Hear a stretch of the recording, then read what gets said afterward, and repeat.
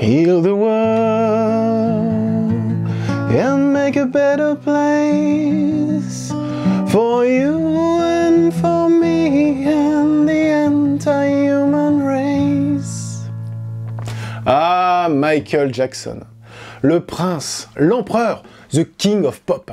Thriller, Billie Jean, Bad, Smooth Criminal, The Man in the Mirror, il faudrait presque 1 heure pour vous citer l'ensemble de ces titres phares. Et au-delà de son groove incroyable et indéniable, Michael était aussi un danseur hors pair.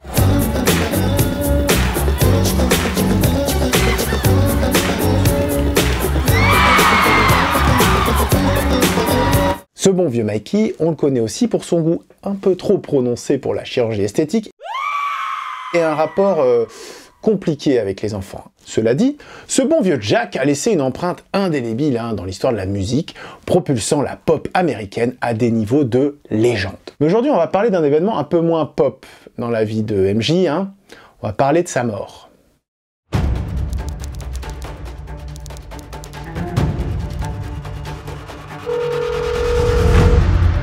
Paramedic 33, what is your address of emergency? I need an ambulance as soon as possible, sir. Okay, sir, what's your address? Los Angeles, California, 90077. You said Carrollwood? Carrollwood Drive, yes. Sir, we have a gentleman here that needs help, and he's not breathing yet. He's not breathing, and we're trying to pump him, but he's not. Okay. Okay, how old is he? He's 50 years old, sir. 50, okay. He's unconscious, he's not breathing? Yes, he's not breathing, sir. Okay, and he's not conscious either. He's not breathing. He's not conscious, sir. Okay. We have a personal doctor here with him, sir. Oh, you have a doctor there? Yes, but he's not responding to anything. No, he's not responding to CPR or anything, sir. Oh, okay.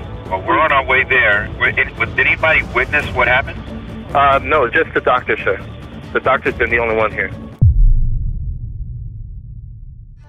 Carlos, I'm going to cut you off because we do have now word, according to the Los Angeles Times is reporting that Michael Jackson has died. His death came as a shock. Paramedics called to Jackson's Los Angeles home on Thursday afternoon. He was not breathing. CPR was immediately administered, and he was rushed to UCLA Medical Center.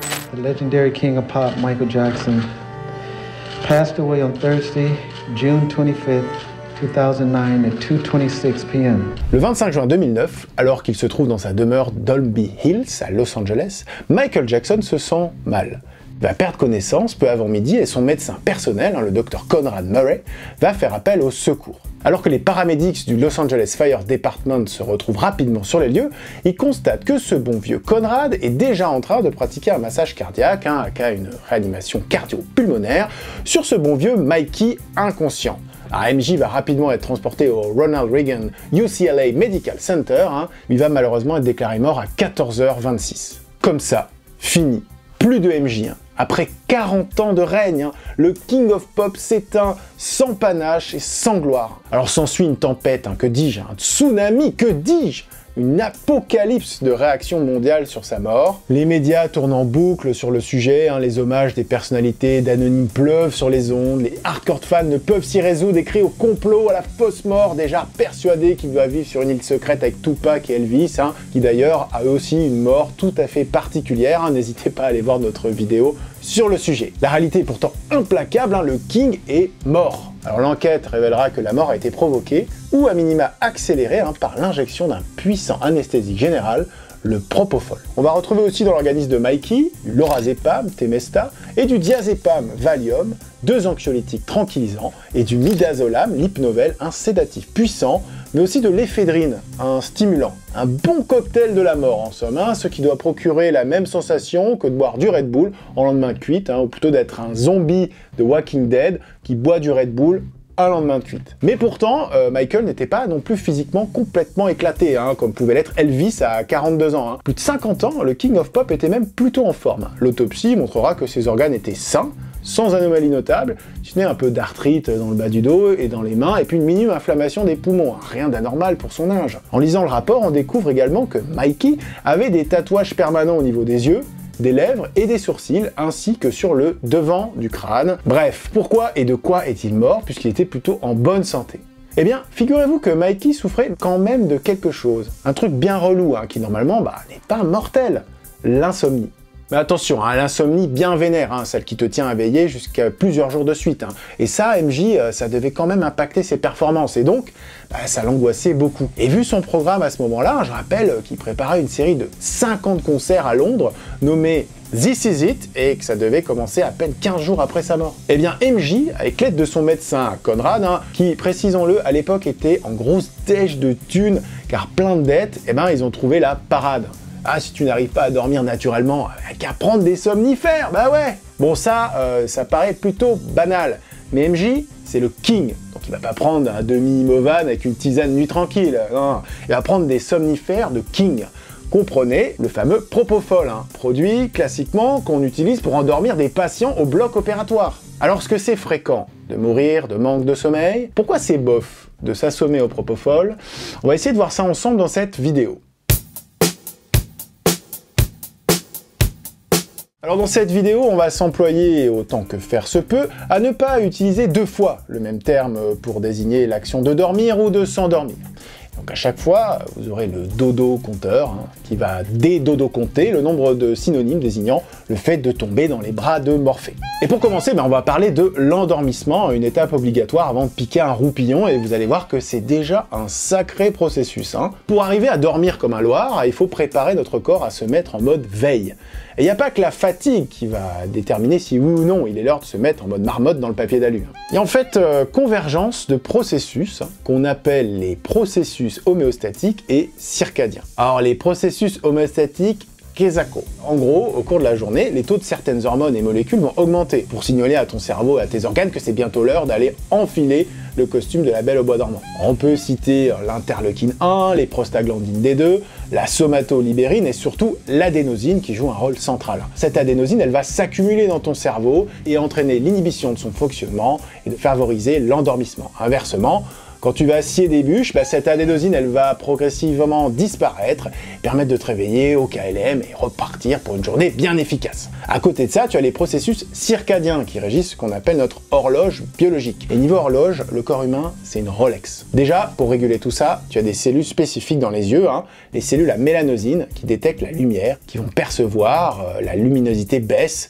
lorsque le soleil se couche, pour t'indiquer que c'est le moment d'aller au pieu.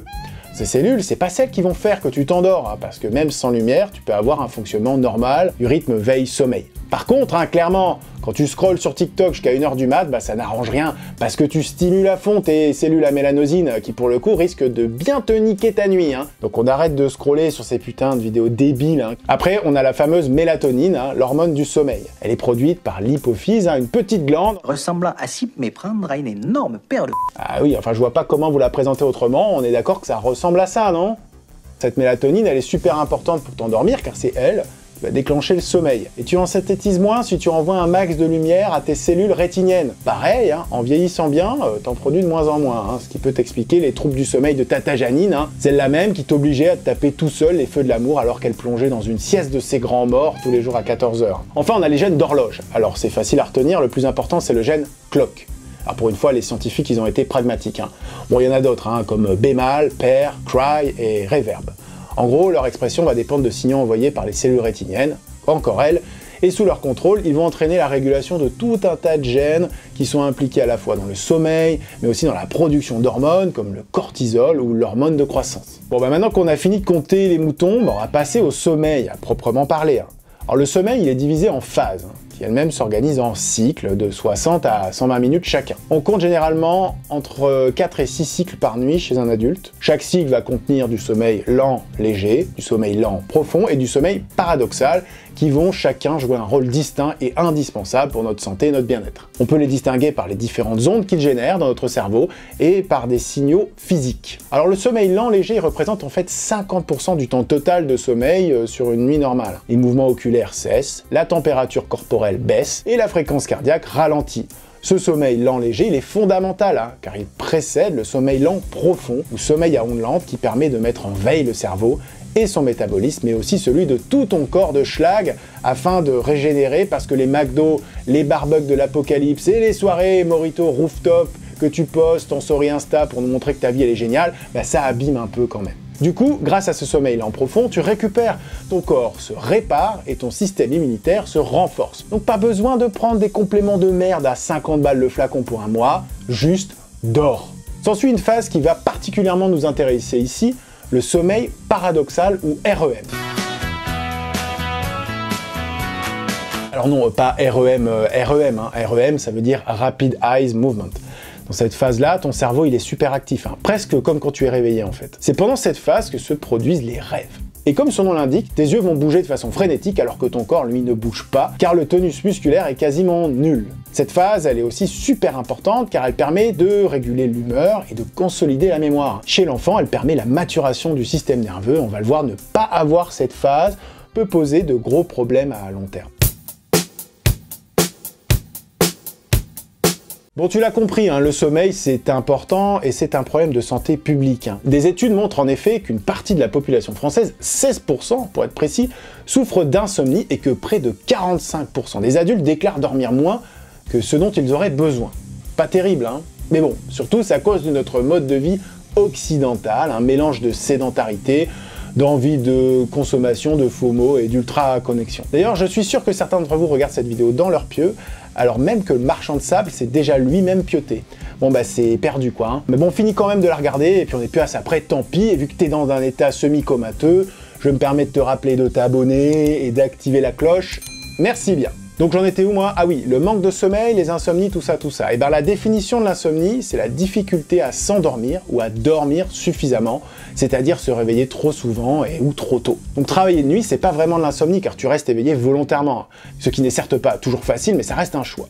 L'insomnie, tu la choisis pas, elle peut être liée à plein de facteurs, comme le stress, les troubles psychiatriques, les douleurs, ou ton abus de substances plus ou moins illicites en plus ou moins grosse quantité. Bon bah c'est pas un scoop, on pourrait résumer ceci en une maxime très simple, dormir comme une merde te condamne à une santé de merde. Hypertension, diabète, risque accru d'infarctus, d'obésité, de troubles mentaux et même de cancer, bon bref, rien de bien enviable, et oui, on peut même mourir si on ne dort pas bien. Bon, on se rassure, une mauvaise nuit de temps en temps, c'est pas ça qui va te buter.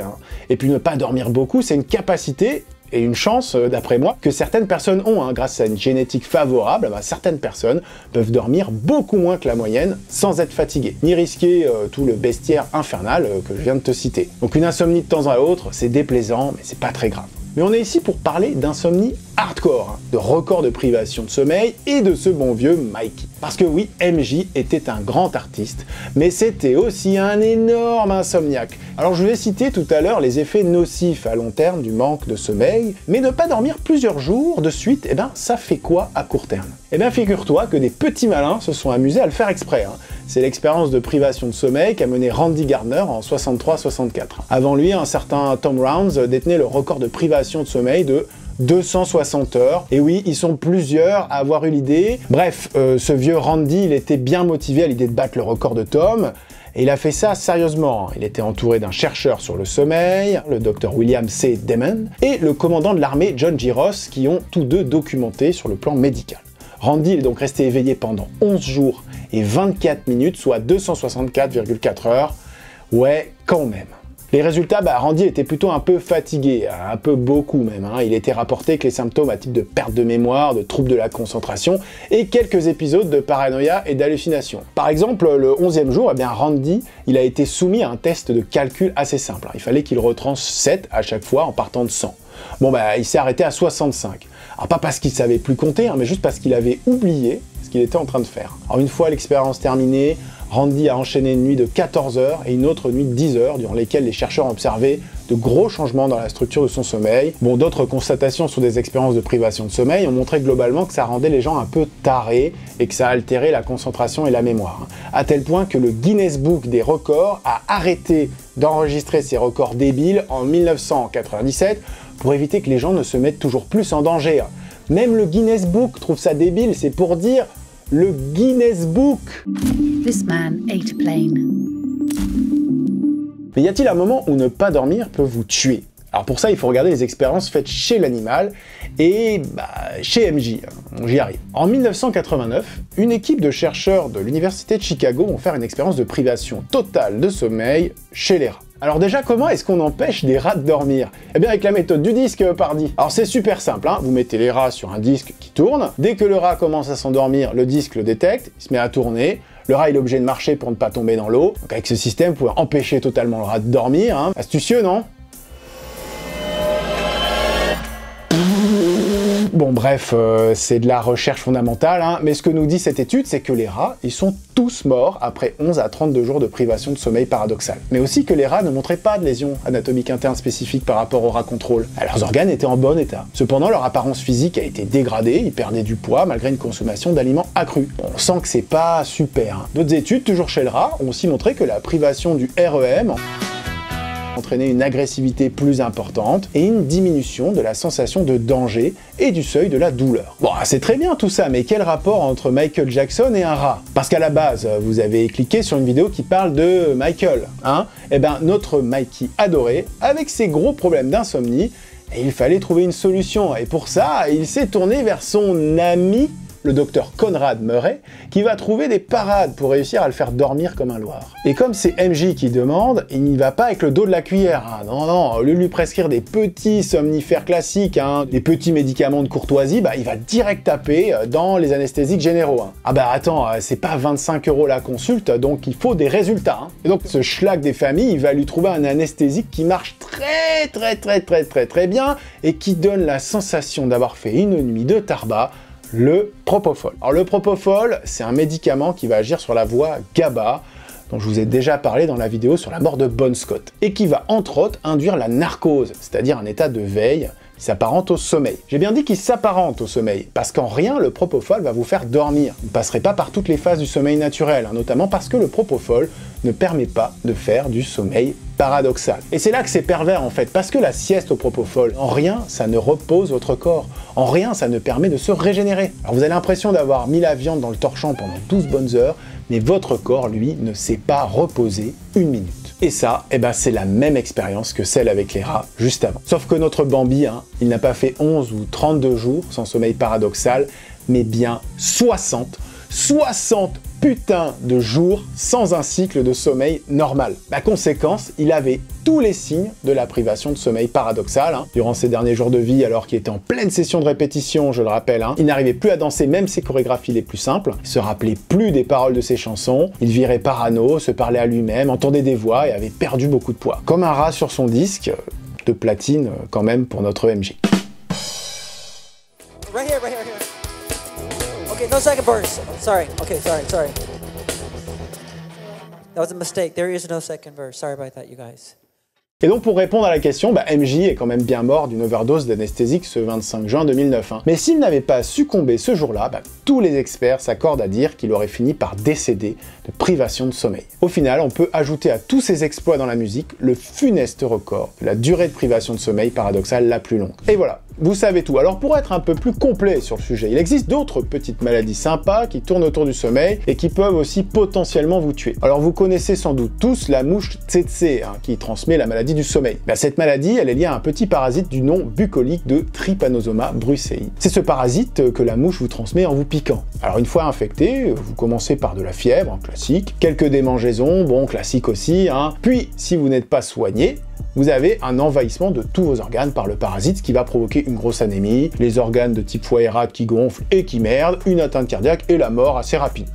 Ouais bon, c'est pas ouf. Mais ça explique toujours pas pourquoi on appelle ça la maladie du sommeil. Eh bien, si vous survivez à cette phase, hein, ce qui, vous l'avez remarqué, n'est pas évident quand même, vous avez la phase chronique de la maladie qui s'installe avec une bonne irritabilité, une fatigue, perte de coordination et mouvements involontaires, somnolence, insomnie, et ça finit avec le coma et la mort. Pour finir là-dessus, voici le pays dans lequel sévit cette jolie bestiole.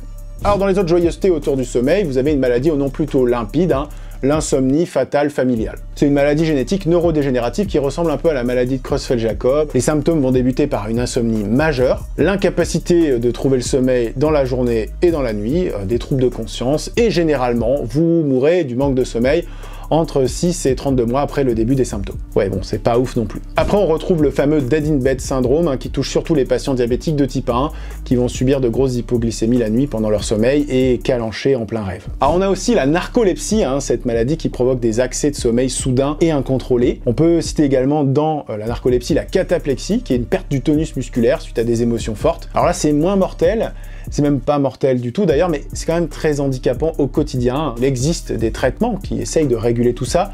C'est imparfait et les patients atteints ont souvent une vie assez compliquée avec un isolement social et l'impossibilité de faire un quelconque métier ou peut-être être ingénieur son de Carla Bruni, un minimum. Bon. Enfin, on trouve le truc le plus bizarre, hein, ce sont les parasomnies, c'est-à-dire des comportements involontaires pendant le sommeil paradoxal. Alors vous connaissez tous le somnambulisme, mais connaissez-vous le trouble du comportement en sommeil paradoxal ou somnambulisme violent? Alors c'est la même chose, mais en plus hardcore en fait. Quelques cas sont décrits essentiellement dans la rubrique faits divers. Hein. On peut citer celui-ci, hein, en 1950, une Australienne qui fait un rêve où elle veut protéger sa fille de l'invasion des Nord-Coréens. Elle rentre dans la chambre de sa fille, elle marave le soldat coréen à coups de hache. Bon bah perdu en fait, c'était sa fille. Il y a aussi ce jeune homme en 2004 à Besançon qui a tué ses parents de 150 coups de couteau dans son sommeil. Voilà. Pour finir, puisque nous sommes sur une chaîne d'information et de vulgarisation médicale, voici quelques conseils pour améliorer votre hygiène de sommeil. Alors déjà, réfléchissez à combien d'heures par nuit vous avez besoin pour être reposé. Hein. Cette valeur, elle change d'une personne à l'autre, on l'a dit, et il faut que vous sachiez combien de temps de sommeil vous avez besoin. Et dormez ce nombre d'heures. Voilà. Bah c'est tout en fait. Enfin non, je déconne.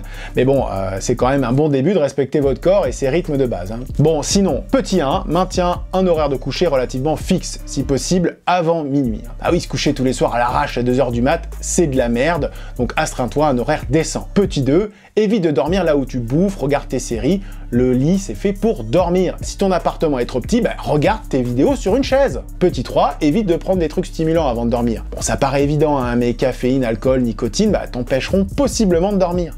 Après, c'est pas une constante, hein, mais le Irish Coffee Club de 23h, t'évites quoi. Petit 4, pas d'écran avant le coucher, on l'a dit plus haut, au risque de te faire marave par tes cellules rétiniennes. Bon, et si tu fais des insomnies, déjà, keep cool, tu vois bien que ça va pas te tuer de suite. Hein.